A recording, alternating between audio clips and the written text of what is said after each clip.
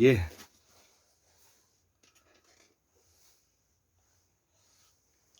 2022년, 23년, 예, 오늘 1월 8일이죠. 예.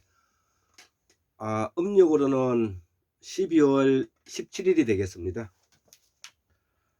제가 몸이 많이 좋아지고 있기 때문에, 예, 그동안 미루어 두었던, 예,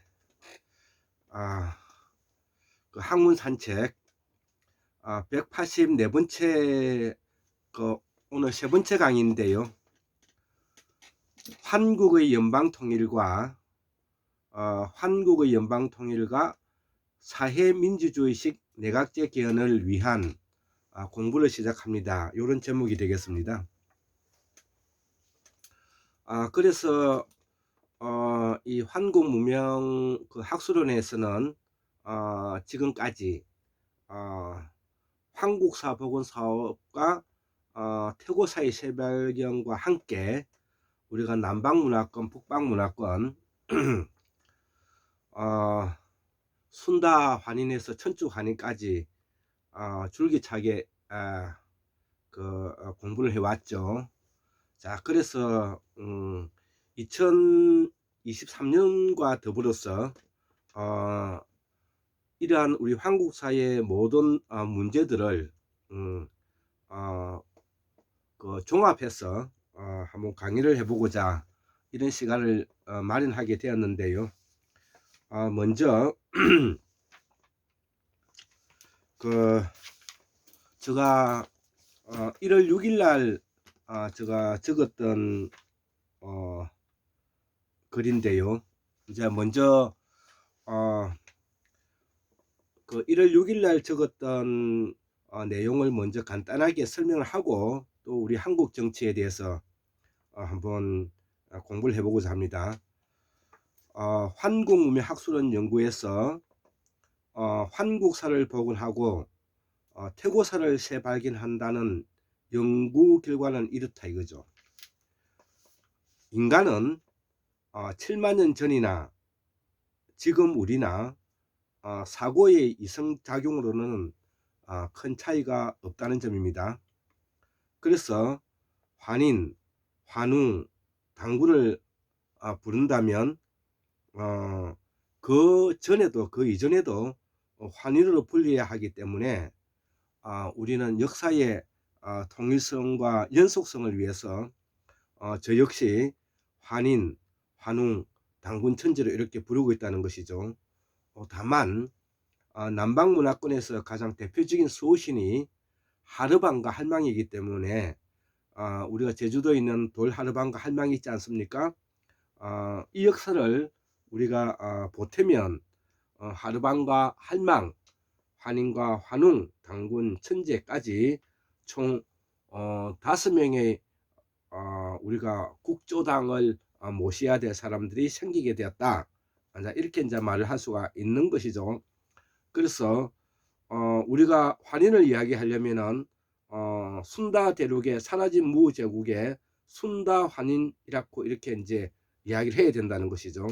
그것이 바로 역사의 연속성과 공시성과 공시성이라는 것은 시간을 말하는 것이고 통시성은 공간을 말하는데 이러한 역사의 연속성과 계속성을 이어가기 위해서는 이 공시성과 통시성인 시간과 공간을 채워나가기 위해서는 우리의 역사성과 현존성을 우리가 알고 있어야 된다는 뜻이 되겠습니다. 자, 그래서 우리가 이 환인의 각고름은 이제 풀게 되었다는 것이죠. 그래서 이 환인의 각고름을 이제 풀어보면은 어떤 내용이 나오는지를 우리가 앞전에는 제가 앞에 이 환인에 대한 의원은 공호 강산 박사님의 범어 대사전에서 우리말이 산스크리트의 뿌리를 두고 있는 측면에서 그 강의를 해드렸고요.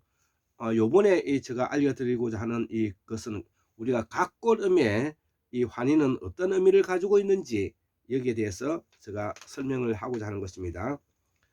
하늘의 존재를 글자 속에 넣는다는 것은 기본이라는 것이죠. 예. 하늘의 존재를 글자 속에 넣는다는 것은 기본이다. 하늘과 땅 사이에 낯선 형으로 도는 것을 우리가 은하기라고 하죠. 예, 은하기를 하죠. 그래서 남방문화권에서도 이 은하수를 다른 말로 미리네를 하죠. 은하수와 태양이 중심이 될 수밖에 없다는 것이죠.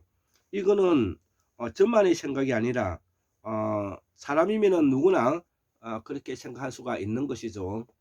그래서 이 환인의 이 환자의 나무 목자 옆에 이 항자가 바로 은하수의 이 나선형과 같은 이 각구름을 가지고 있다는 이런 뜻입니다.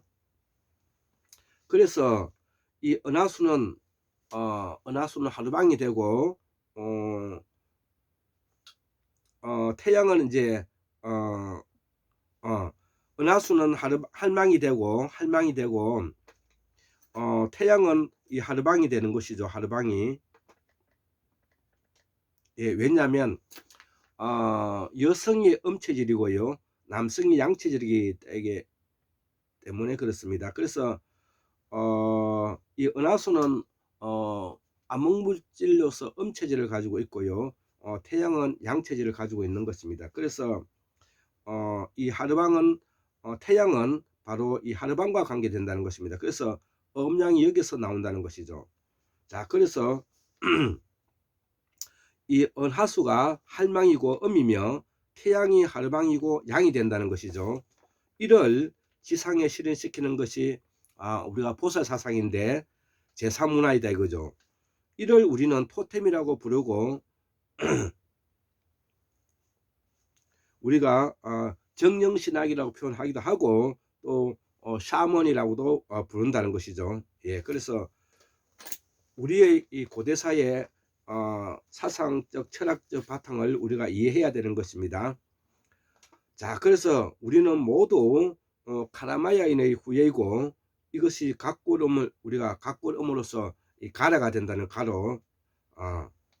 이후에 북방에서는 5만 년에서 2만 6천 년 사이에 이미 유럽에 까지, 그러니까 유럽에 도착한 시기가 바로 2만 6천 년 정도가 되니까 우리가 앞전에서도 이야기했다시피 순다 대륙에서 이동해 와서 6만 5천 년, 5만 5천 년, 4만 5천 년, 3만 5천 년 이렇게 끊임없이 북방을 통해서 올라갔다는 사실입니다.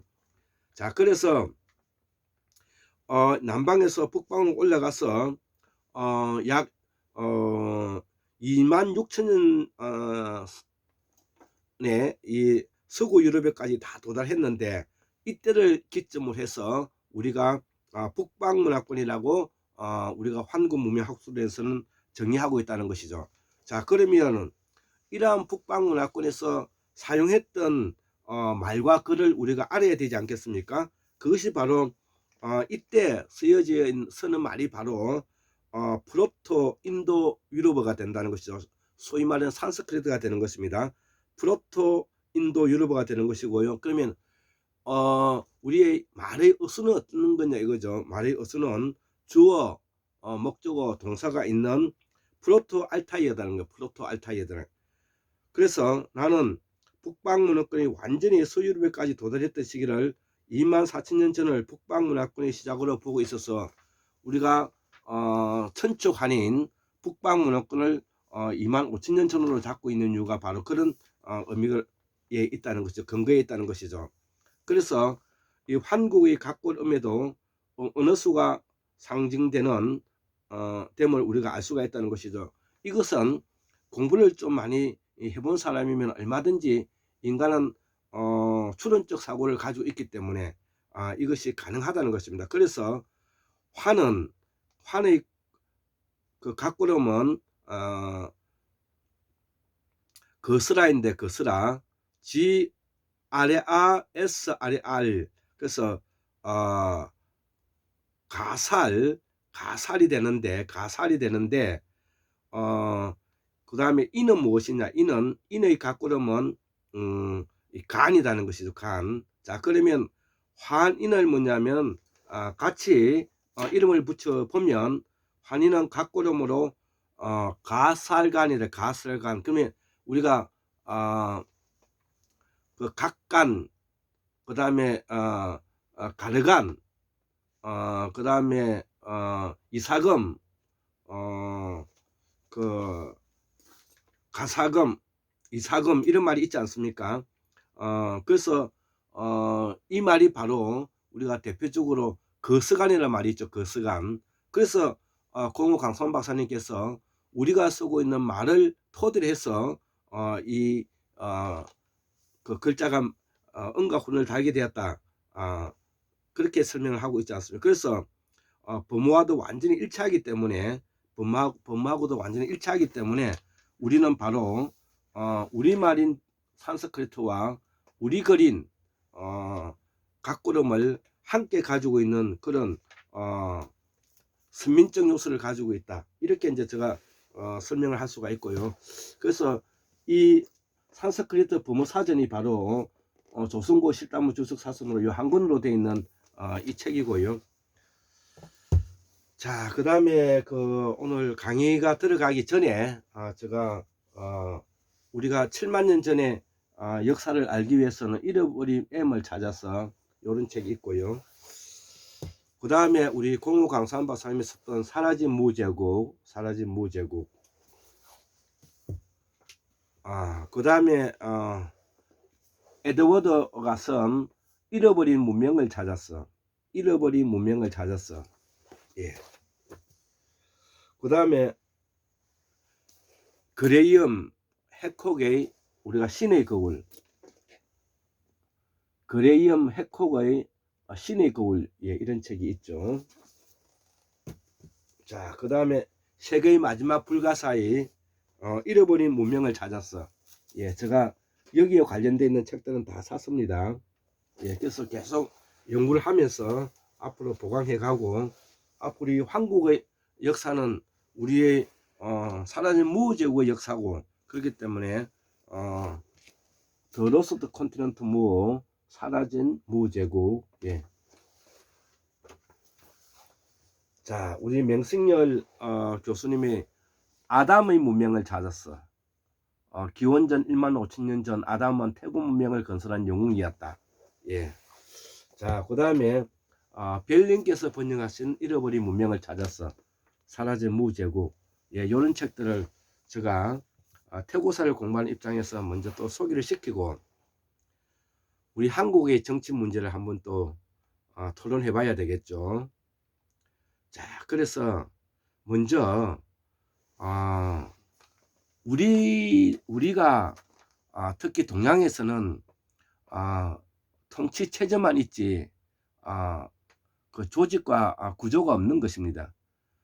그래서 인사조직이나 이 국가 구조를 위해서 우리 한국의 지난 승리학은 어떤 생각을 가지고 왔는가에 대해서 우리가 조선조의 최고의 대학자라고 일컬어지고 있는 우리가 이택의 이황 선생의 사상을 이렇게 한번 더듬어 보고자 하는 것입니다. 자, 그래서 조선 승리학의 대가 이황 선생께서 선조에게 올렸던 6조목의 상소문을 보면 국정 운영과 6개의 원칙과 방향을 어떻게 해야 되는가를 우리가 볼 수가 있다는 것을 한번 읽어보겠습니다. 1568년도에 올린 글인데요. 첫째는 왕통 성계를 중요하게 여기고 인과 효를 다한다. 두 번째, 헐뜯음과 이간질을 막아서 왕실을 편안하게 한다. 예. 세 번째, 성인이 가르친 학문인 유학에 힘써 다스림의 근본을 세운다.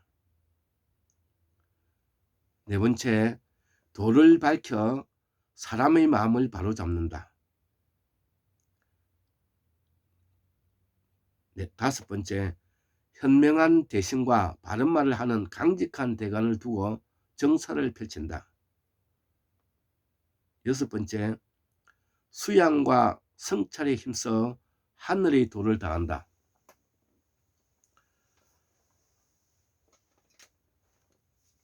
예, 이것이 바로 선조가 나이 어린 이황 선생께서 나이 어린 선조에게 6개의 시무책을 올렸던 내용이죠. 우리가 이황 선생은 조선조 5현의 한 사람이죠. 정일두, 김한원당, 조정암, 이혜제, 이태계 이렇게 5명이 조선조 5현인데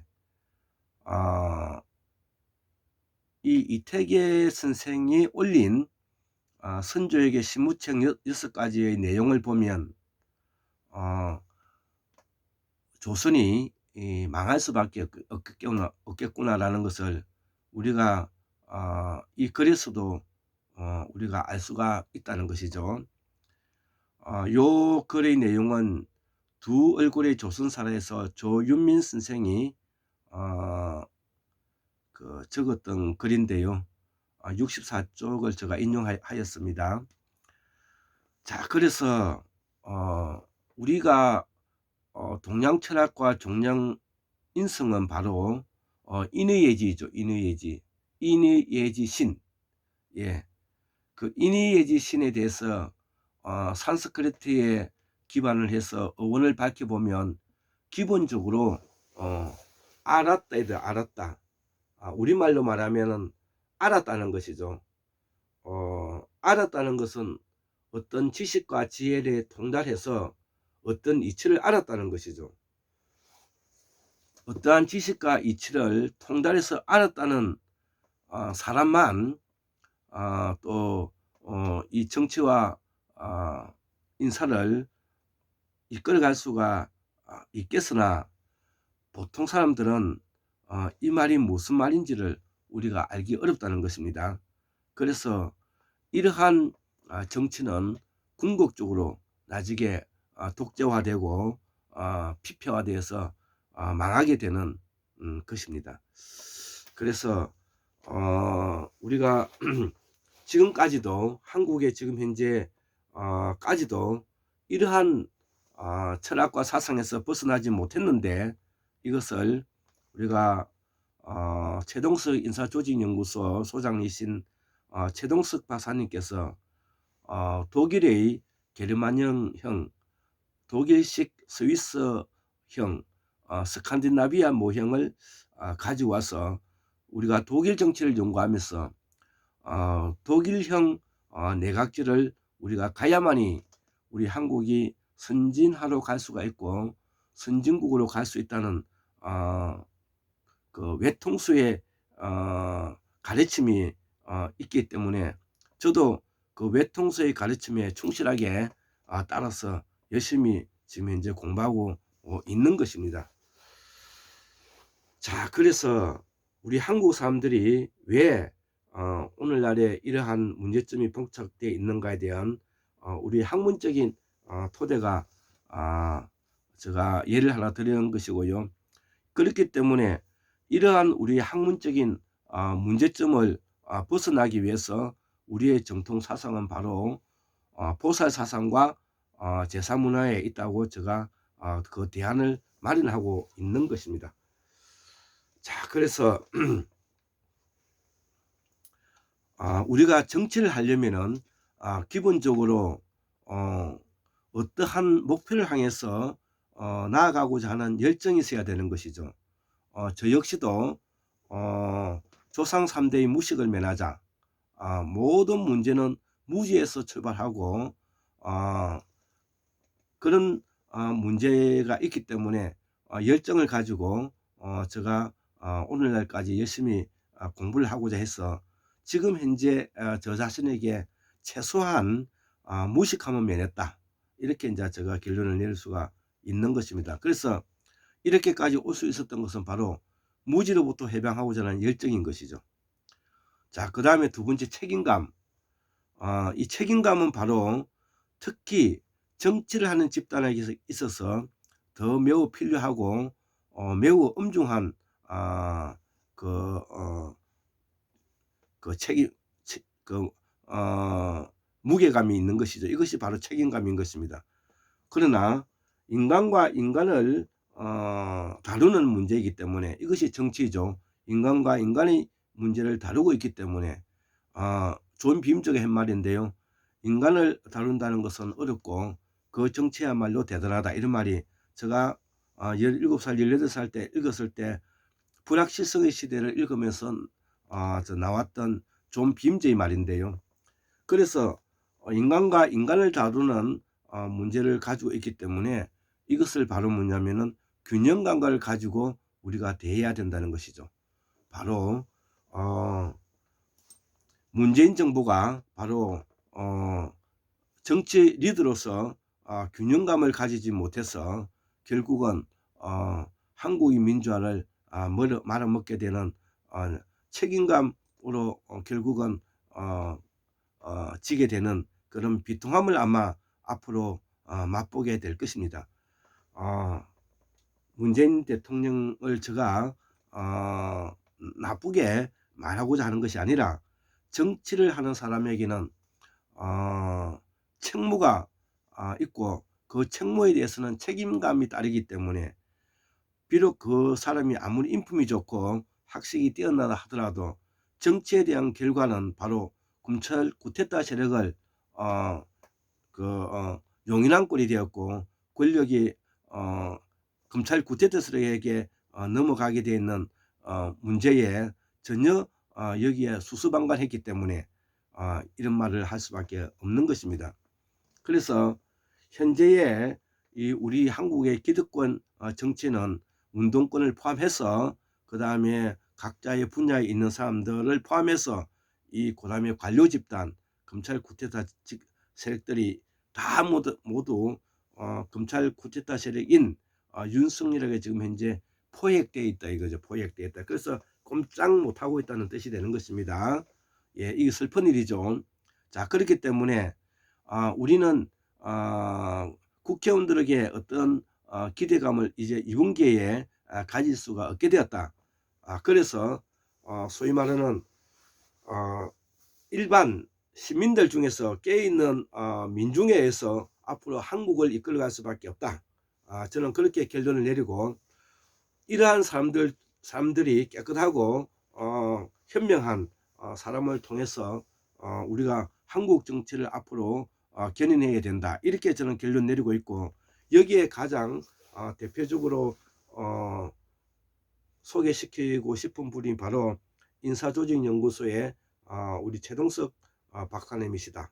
저는 그렇게 생각하고 저는 최동석 박사님과 일면식도 없지만 최동석 박사님이 말씀하시는 철학과 사상 그리고 그동안에 살아왔던 모든 부분들을 감안해 볼 때 우리 한국 사회를 제도적으로 이끌어갈 수 있는 훌륭한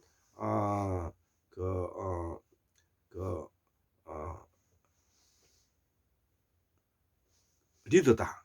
예, 그렇게 생각해서 저는 최동석 박사님을 선생으로 모시고 열심히 지금 이제 저 역시 배워가고 있는 것입니다. 자, 그래서 정치를 어떻게 개혁할지를 현재에 있는 국민의힘이든 아니면은 더불어민주당이든 그 국회의원들 속에서는 찾아볼 수가 없다는 것입니다. 왜 그러냐면은 아까 제가 2강에서도 말씀을 드렸지만 이들은 열등감에 찌들어져서 오로지 자기의 초콜릿과 자기의 입신 출세형 명예주의에 빠져 있기 때문에 이 사람들은 어떠한 문제를 개혁하고자 하는 의식과 판단력을 상실한 머질 같은 사람들이다. 이렇게 생각합니다. 우리 최동석 박사님은 이들을 빠가살이라고 표현하는데 저는